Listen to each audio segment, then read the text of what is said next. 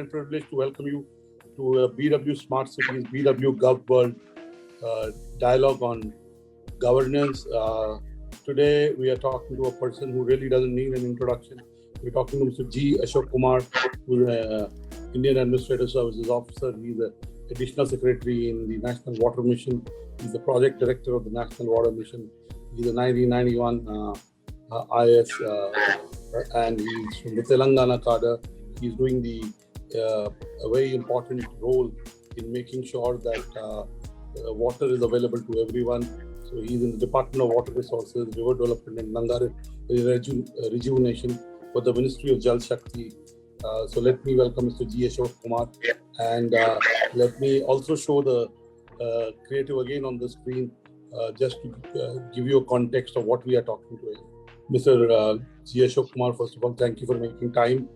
And today we are talking to you about, making sure we have enough water in pandemic times. How do we conserve water? How do we channelize water? And so to say, we are able to deal with water scarcity, and hopefully there's no water scarcity.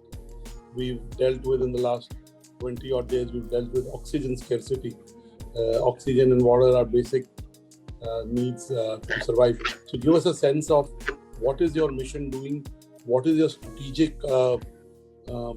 approach, and what are the tactical things that you are doing to make sure that water is available to us now and more importantly in the future. Thanks, Anurag. Thanks for your team and the Business World for taking up this important topic for discussion, and thanks for inviting me for this session. So I hope all the participants are healthy and their family members are healthy, and we'll have to fight together this big pandemic of COVID. And these are times of crisis, so time when we have to stay together. And probably we never ever imagined that we would ever struggle for oxygen to breathe. We never thought maybe 20 years back is drinking water from a bottle. And I remember somebody show me that Bisleri bottle somewhere about 20 rupees. We thought, who has come out with this bright idea of having water in a bottle and selling it? At that time, it was a very new concept, but then it has caught on. Now everywhere water is available in bottle, and unfortunately, we are now in a situation where oxygen is also in bottle. It's a very dramatic situation. Is I would say a VUCA world, volatile, certain complex and ambiguous world, and the five of the Panchabhutas, the basic elements, are at loggerheads with us. So water is one of the Panchabhutas, and air, water both are somehow we have not treated them properly, and they are now getting back to us. Having said that, this mission, I'll just give a brief introduction of 2-3 minutes on Water Mission, because Water Mission is actually one of the 8 missions which were formed as a part of the National Action Plan on Climate Change in 2008. It took 4 years to set it up. Though it was formed in 2011, things were all in a small incremental progress it was doing. And so we were basically looking at the impact of water resources and climate change, and also study various aspects regarding that. We have 5 goals and about 39 strategies, and we work with various scientific institutions and institutions that deal with climate change and study the impact of water, and also help in policy formulation. That's the background which we have. I remember the question which you asked about the water conservation. See, India is in a very particular situation where... And our types, I'm interrupting, but our session is catching the rain so that we are able to harvest it in the right way to be able to make it available for future. Okay. Now, that's why I said, water in India is a very, very unique resource. Water is one of the basic resources of life, but we had not been treating water properly with respect. So that's why even though we get sufficient rainfall, statistically speaking, we have very sufficient rainfall in the country. It's about 1100 rainfall, which is very large quantity of rainfall compared to countries like Israel and which get about 500, 600 rainfall. And they are self-sufficient.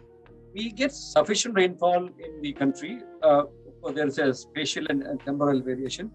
We have rainfall of about 100 in the eastern part or the western part of the Thar Desert and Rajasthan area, but then we have 3000 rainfall eastern part, Andamans and Meghalaya, right? So there is a spatial variation. Coastal areas get good rainfall. Nevertheless, an average of 1100 rainfall is what we statistically speak, and also there's a temporal variation in the. It is not that we get rainfall throughout the year. We get rainfall during the monsoon period of 4-5 months, and that rainfall which happens in the couple of months is what really sustains us. We have been pulling through like that for many centuries. We never had any major water crisis in the last 50 years. So we were managing the water in a unscientific way, but we were managing water. But what matters now is that our water management has become very important, because with the availability of water in that particular time period and sufficient quantity of water available, somehow now the last couple of years we have been seeing a lot of drought-prone areas. We are seeing that many cities are running out of water. There are actually many reports which very frightfully suggested that in 2021 our cities run out of water. These are all projections made, but these are all very scary. Basically, it's because we were not able to manage water quality. Water management has to. So this is the National Water Mission. We are trying to help policy formulation in managing the water. Shall I go out with the Yes, the newer. So give us you've been around for a while. Now give us what have been your achievements till now. I know it's a long journey, but you may have had milestones right at the start where you've been able to move towards your goals.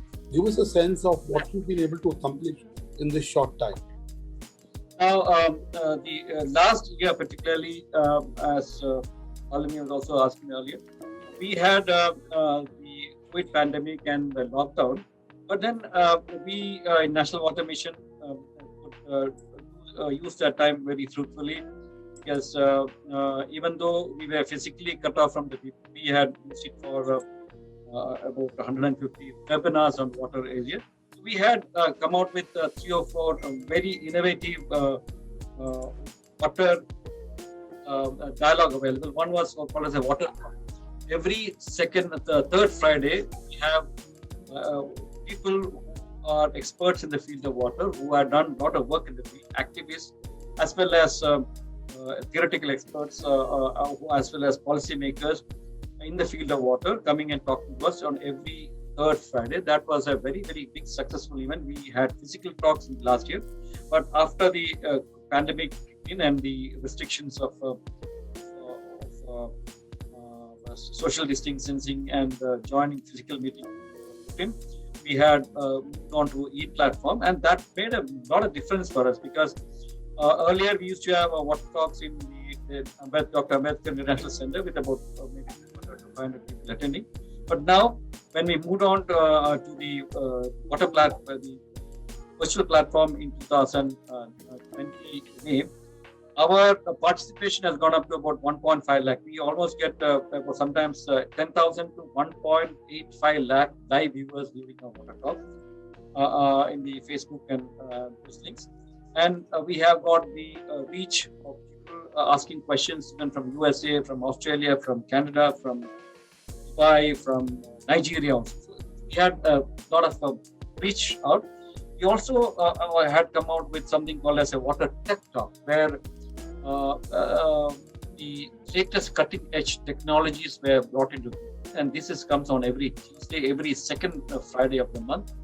And from 3 to 5, we have experts or scientists coming up and telling on various cutting technologies in water available in the emerging in the world, whether it is in wastewater treatment, whether it is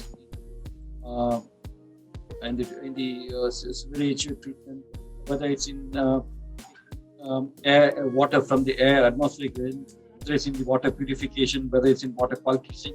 All the latest cutting edge technologies were brought into the Water Tech Talk, which we had.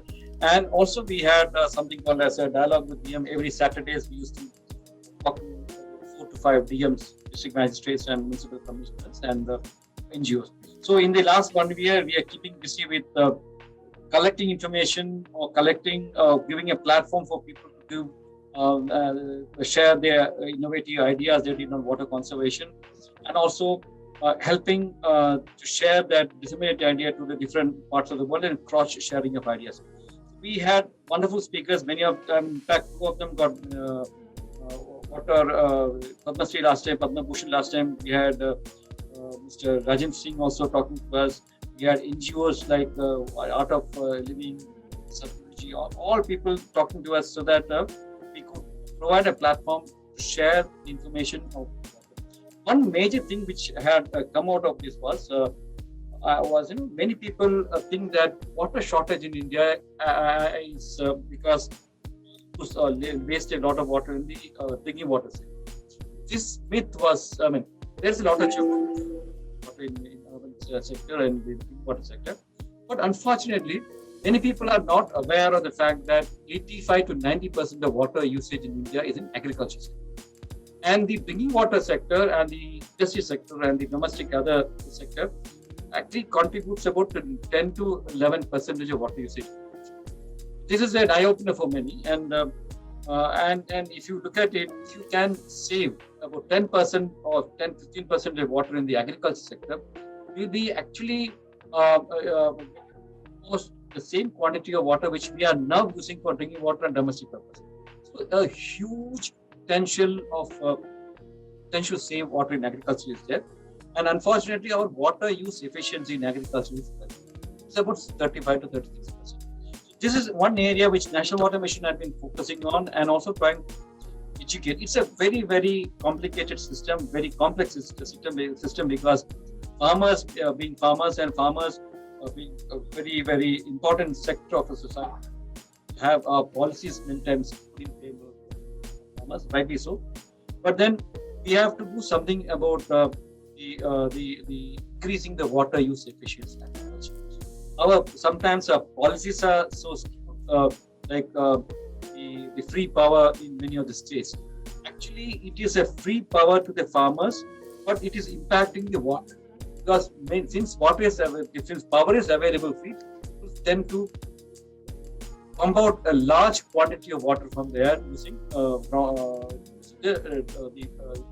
bore wells.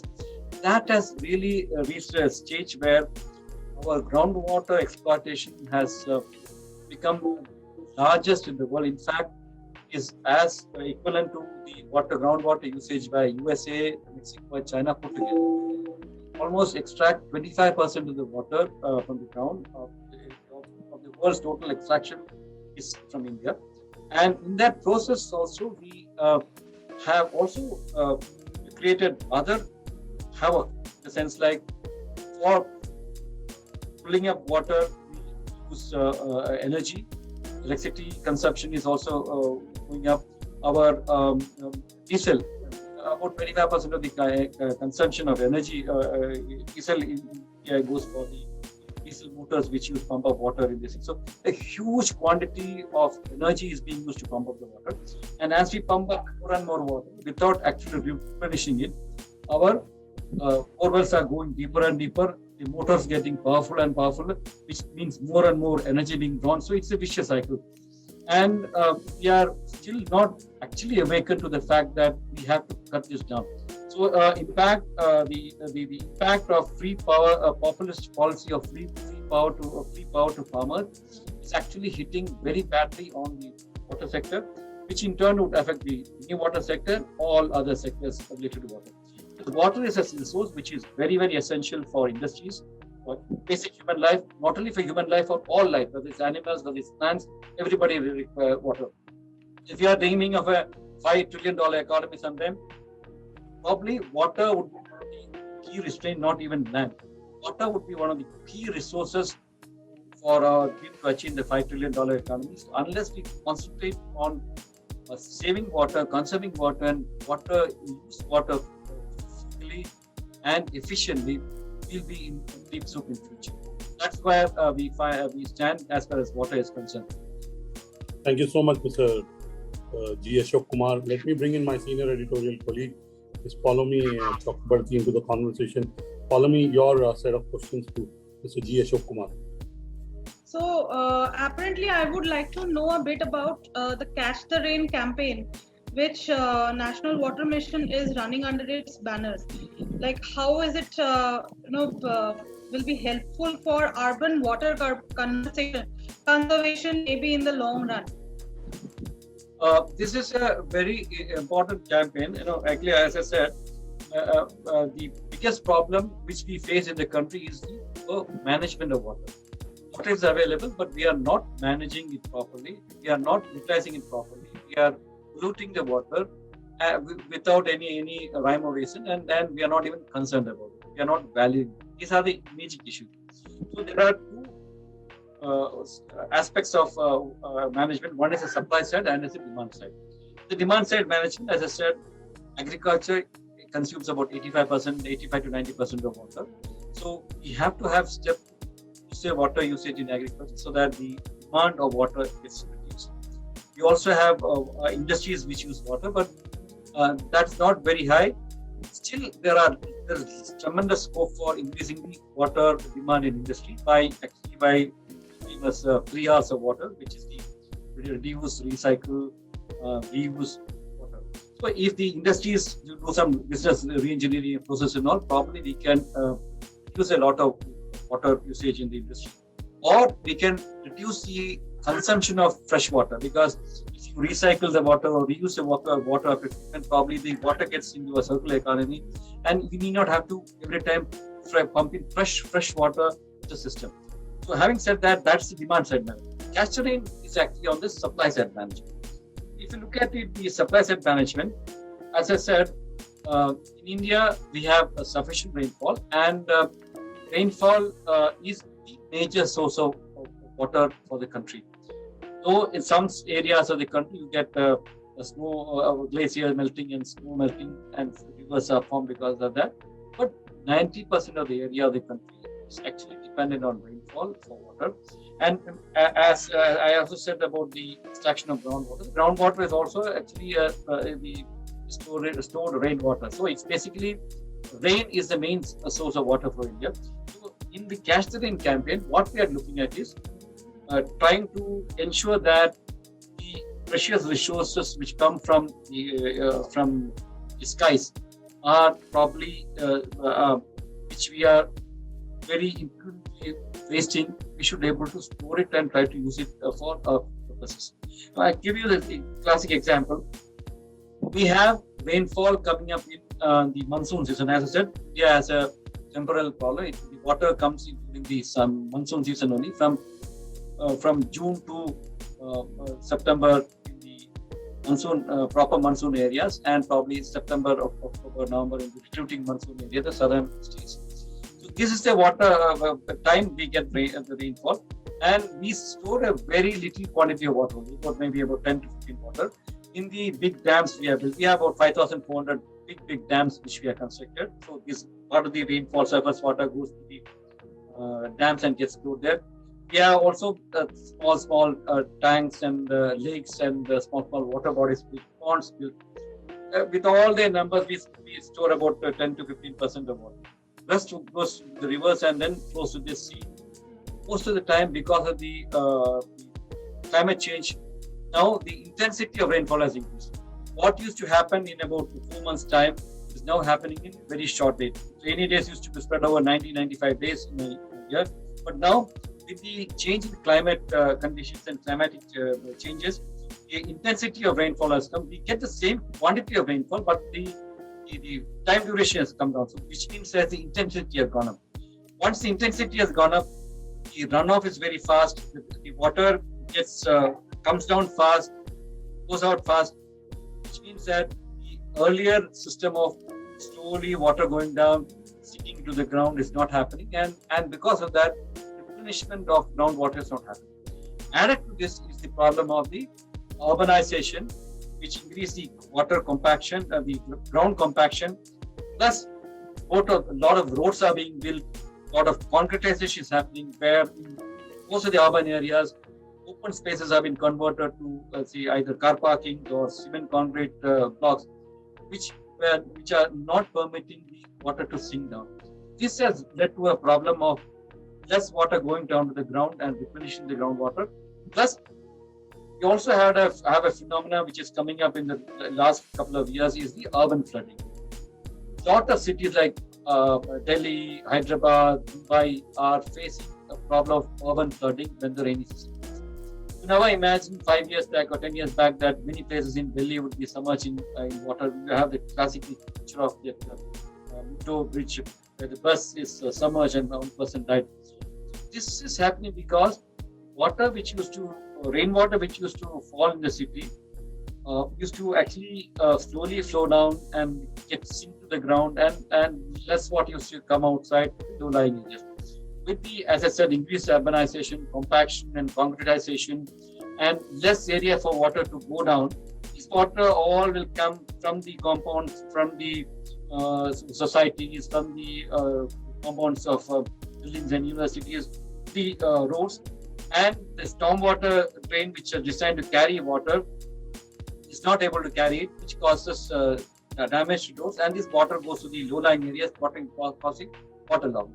So these are the two major. And then what happens? This phenomenon happens during the monsoon period, and December, when the rain is over, our water is not stored in the underground aquifers. They are all run through the river, causing damages and go to the sea.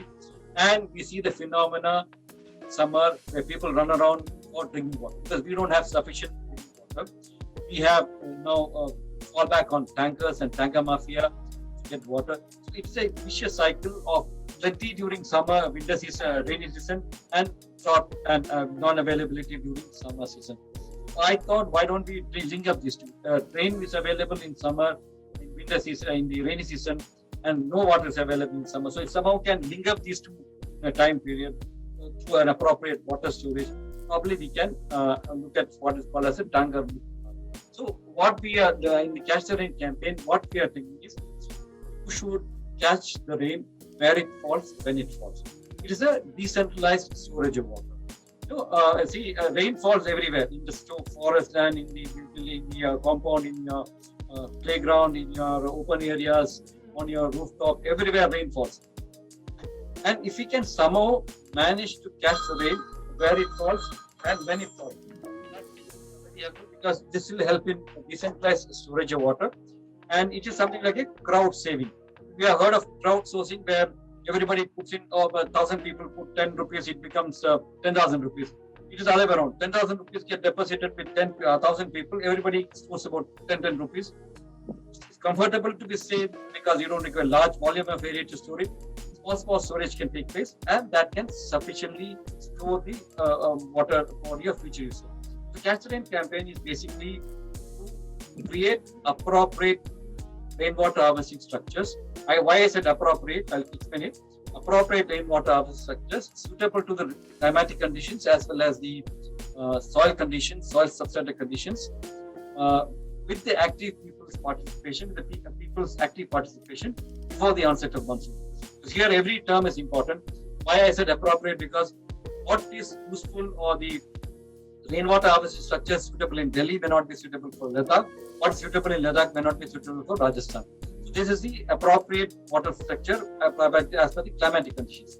In Ladakh, we had in Mr. Sonam Wangchuk in one of our water talks about how he made water stupas, where he stored water in artificial ice glaciers.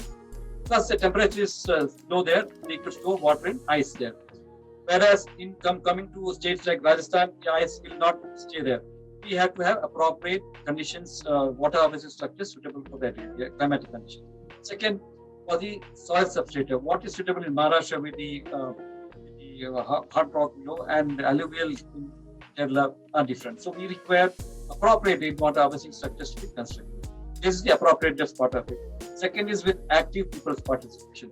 This campaign can work only if there's a involvement of everybody. So this is active part. This cannot be a Sarkari program. This cannot be only the responsibility of the government.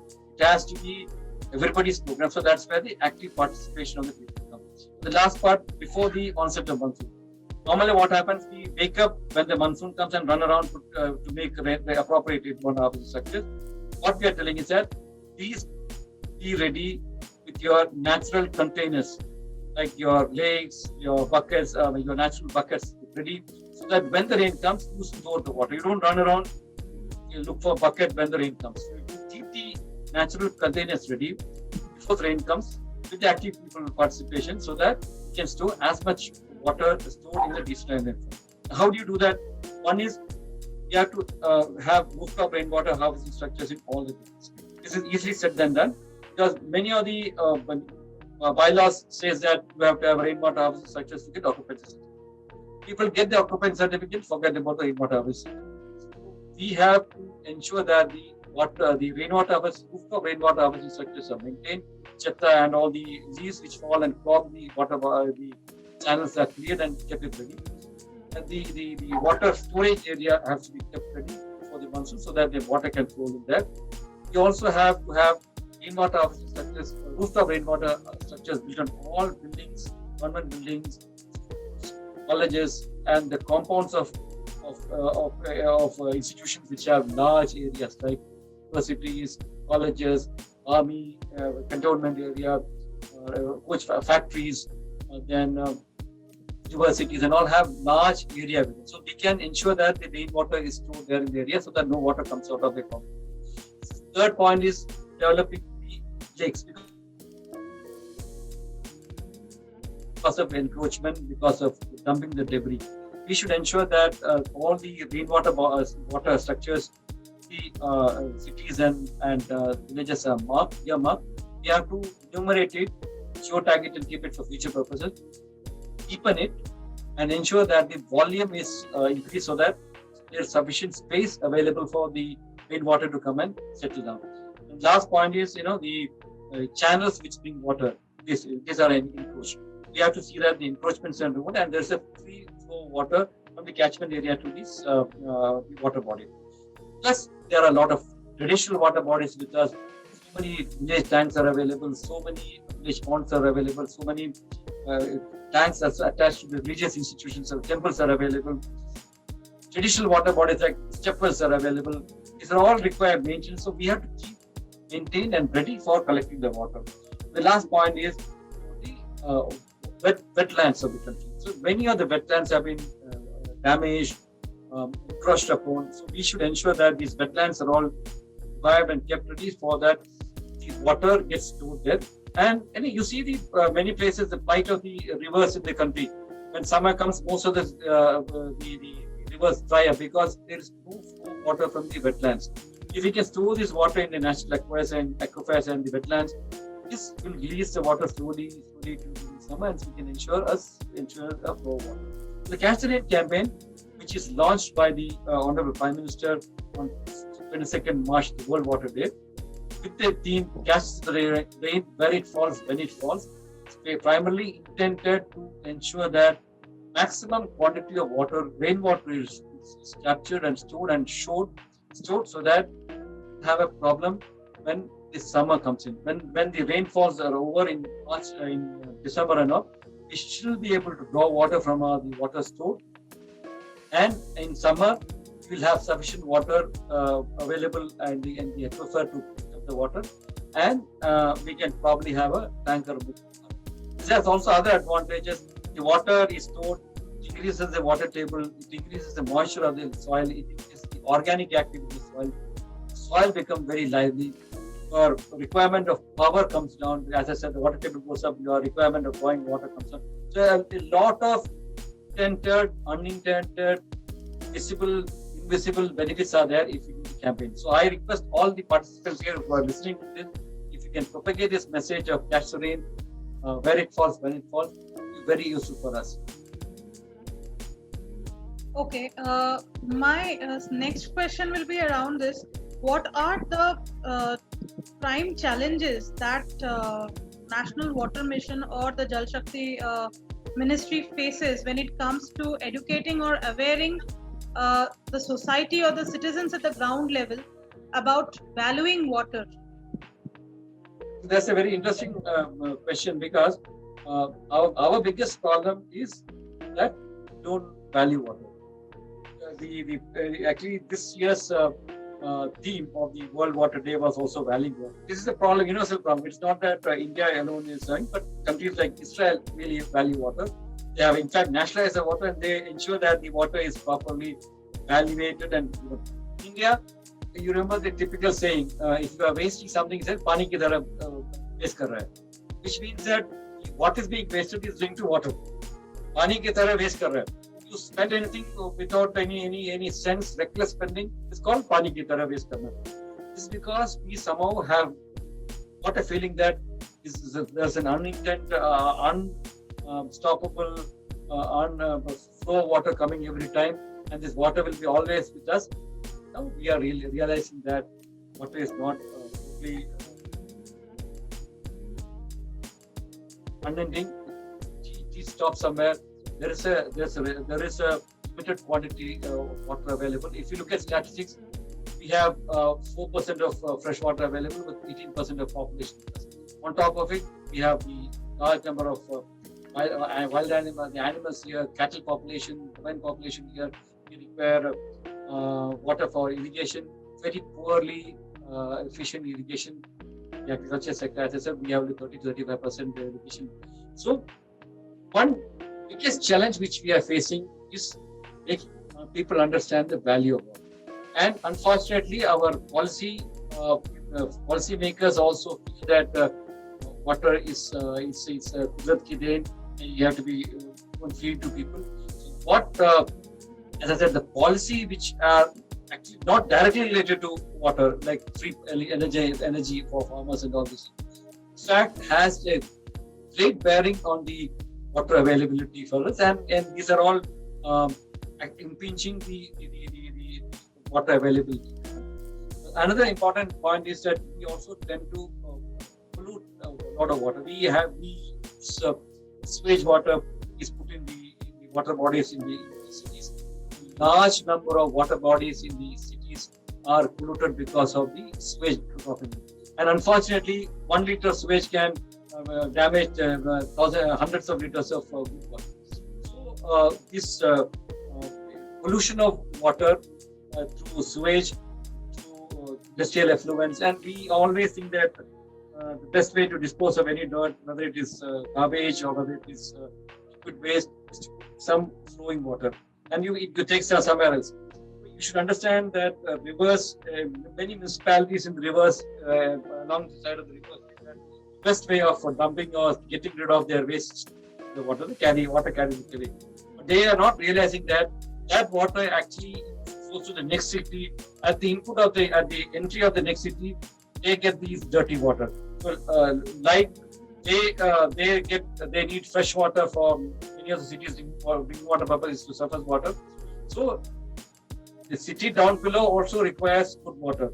Unfortunately, we tend to put this dirty water, sewage, and industrial effluents in the river and see that the water takes it away. A huge challenge of pollution of drinking water and water bodies is what we are facing.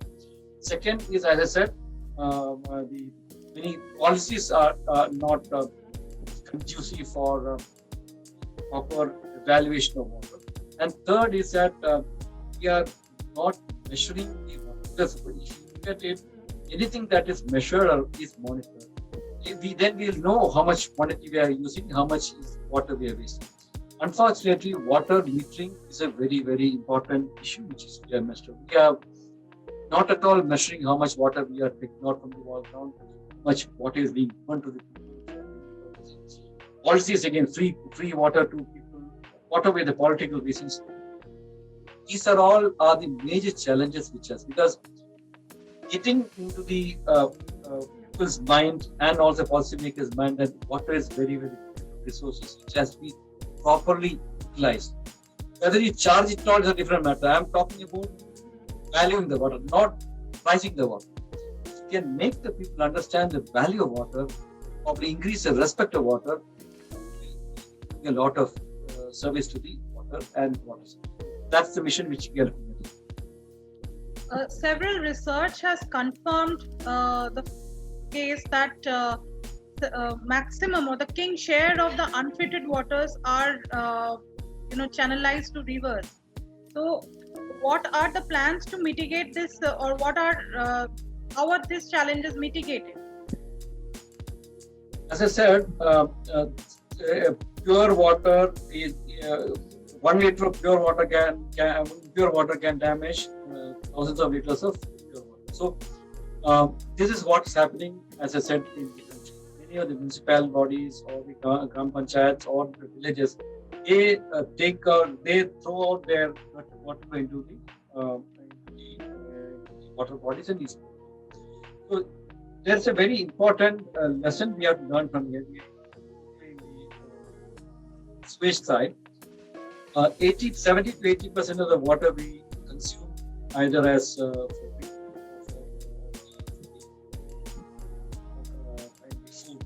comes out as sewage. So and we flush a lot of water in this sewage. Actually, 80% of the water which we use and throw out as sewage can be recovered, and it comes out and can be recovered. And this can be used for a non-potable purpose with sufficient treatment. So there are countries like Singapore and all, which actually treats to such an extent that you can actually bring it back. The new water is a concept there. But we don't go to that extent because we have sufficient water available. All we need is that probably if we can ensure that this water, dirty water, is not polluting the good source of water which is flowing, water body. That itself will save a lot of water available for purpose and other purposes. Suppose we can treat this water and use this water for non-potable purposes, for which we are now using potable. For example, irrigation. A lot of irrigation is being done as a very inefficient irrigation, flood irrigation, which wastes about 80% of water. It's being done using good potable water from good water sources. Now, if we can treat this sewage and treat it to an extent that we can use it as sewage, as a water for irrigation, it has multiple purposes. One, it can substitute a lot of water which is otherwise being drawn, good water which is drawn from the potable water sources. That can save a lot of potable water. Second, this also increases the fertility of the water because for many minerals available, this sewage water can be of very good use as fertilizer for the irrigation purposes, and if, as I said, properly treated water. This can be a major business source in the model for the future, because I can tell you cities like Surat, where a lot of sewage water is treated and it is used for industrial purposes, for the non-potable use purposes. Surat municipality is earning crores of rupees. In fact, they earn more than the money they spend for the supply of drinking water, treated sewage water. If you look at it, many other cities, in fact, most of the cities in the country have a problem of finding funds for drinking water purposes, because water charges are very low, and so they get water for say 1 rupee, 100 rupees. They sell it for rupees. There's a lot of subsidy part coming in and these subsidies are never paid by government. So a lot of loss-making urban bodies can become cash rich if they can use this sewage water to treat it and sell it. This is a perfect model which Surat has done. So, states like Gujarat, Rajasthan and Haryana have come out with treated water and wastewater policy. They are telling that in industry which requires water should first use this treated water, because that's a non-potable water usage in industry. They can use that, and then only permission will be given for using potable water. So in a country, we should ban the use of potable water for non-potable purposes and maximize use of the treated water for the non-potable purpose. Having said that, this is possible only if there's a revenue model available, and this is a perfect if the private industries can come in and take this treated water, and if it is supported by legislation and or water authority which says that groundwater should be exploited only after the surface water, the sewage water is utilized, treated sewage water is utilized, then probably it's a win-win situation where you save a lot of potable water being misused and getting polluted by sewage water, and also we can the industries and the municipalities can earn a lot of money. So it's a win-win situation if it is properly tackled. If I go back to the next question, sir, smart water meters can be regarded as a tool to conserve water at household levels or industrial level as well. And this has just started taking up in the urban landscape. How do you think that it will be able to, spread its usage? Or See, you said smart water meter. I start off with a simple water meter. Water meters, as I said, is very essential. We are not using the water at all. Very few cities have 100% water metering. Most of the cities have less than 10% water metering, and billing is even worse. So if we have the water meters is very important. Smart meters, but it's like using a old Nokia phone and the smartphones now. If mobile itself is a very useful thing. You can connect people, you can do a lot of things with the mobile, and with a smartphone you can do much more. That's exactly, if you get smart water metering is very essential. That itself can serve a lot of service to us. But if it is a smart water meter, it is absolutely brilliant. So this is a good solution. I think we should now bridge that gap and go straight to the smart water meter rather than the old simple water meters, because it can do a lot of things. As my basic premise is that anything that is measured and monitored can be monitored, and anything can be monitored can be used for input for a policy. If this is measured, the water usage is measured using smart meters, a lot of things can be done. As I said, we need not price it now. We need to get the figures of the exact water usage. Then we'll take it up. We'll know how much water is wasted. Where is the non-revenue water coming up? Where is the leakage coming up? Whether it is actually not built, whether it is actually the leakage in the pipe system which is creating problem. All this can be analyzed if so. If you have metering universalization, I always back for universalization of meter. Meter as universalized, and what we should do is every water which is drawn out either from the surface or from the underground has to be metered and accounted for. I am again repeating that we need not price it, but we should have an account of how much water we are taking. So then we'll know how much can be filtered back, how much we can use it for other purposes, and we can save the water for the next generation. Now, second is smart meters with automatic readers are even better, because if you look at automatic readers, some human interventions, which is a big source of corruption in many of the cases, can be avoided.